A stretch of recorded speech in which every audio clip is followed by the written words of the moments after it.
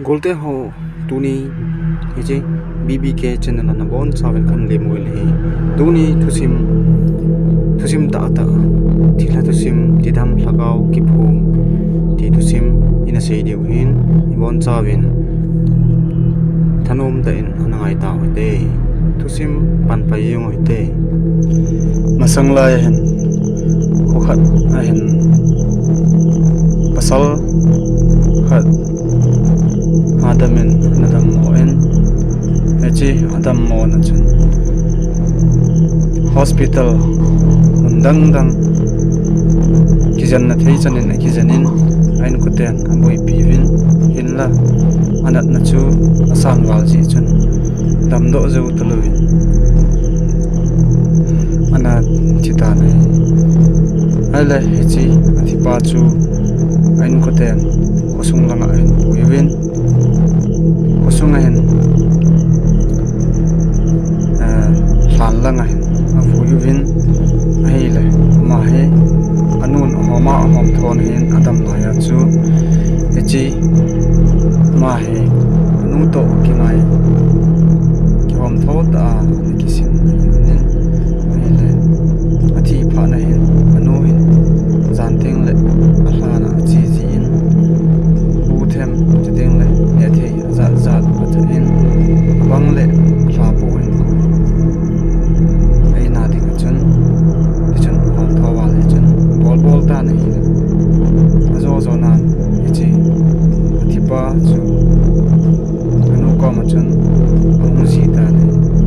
anu ko ma amuji chu anu hin koi ki chat ma le ada chan welcome an bol ji bu po cha po sun pin jan te long le ai nuwa mi athi na ni khat ni chi la nai lo chi lo la hi sum mi hoi gi busy ai la jan teng la hin anam sila ala uila la jin ai mo de teng le ai mo de bu diu phat teng le gong le bel ho chu teng le in bang ho uilang lang ti chun hong ging jin hong ki phum pan ta nei ni hong ti tam ti le anu hin hom tho bol wal ji a he hla he ada hla lo hin in sunga chun kim nei ten ki phum in a ho si che ta nei ai le sum mi ho hin anu chu a phon nang ti a hi ngain lang hom tho le jong chun ama thi tan nang a hing na lai nei iji chun ki wop thei pu vi iji chun nang jong pa da lang ila chun ama long hi nang ko ma mo hi tang tan te ti pi ai le anu he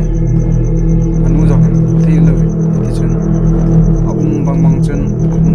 hum sa ji dan le azo na hin kosunga hogin hogi hin ki phu ta ni hogin kai na hin anam sile lu uile lu teng le hogin kaya musi da nei hin la min mu thia cho mu nei ai le hogin kai ho jing jong chu hogin kai thei lo la tan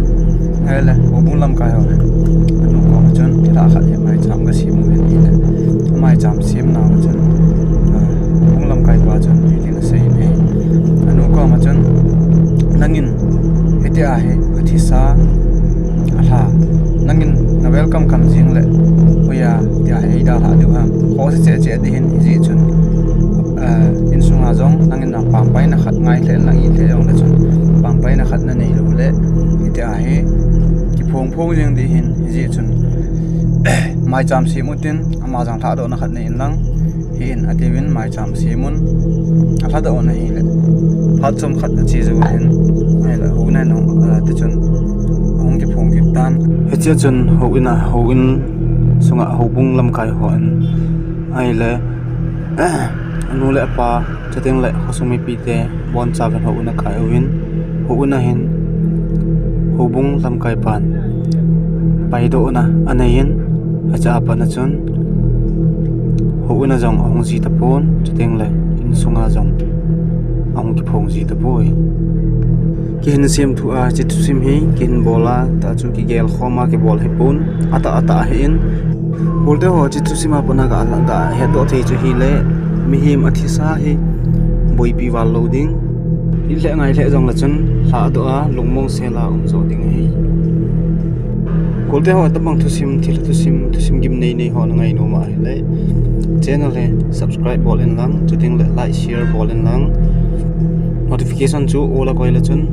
itabang video ho hi namu jing ding hi bolte ho na bon sabin mang phawin lang dam se un lang aban chu next video a kimoto kip taw ite yum na chi un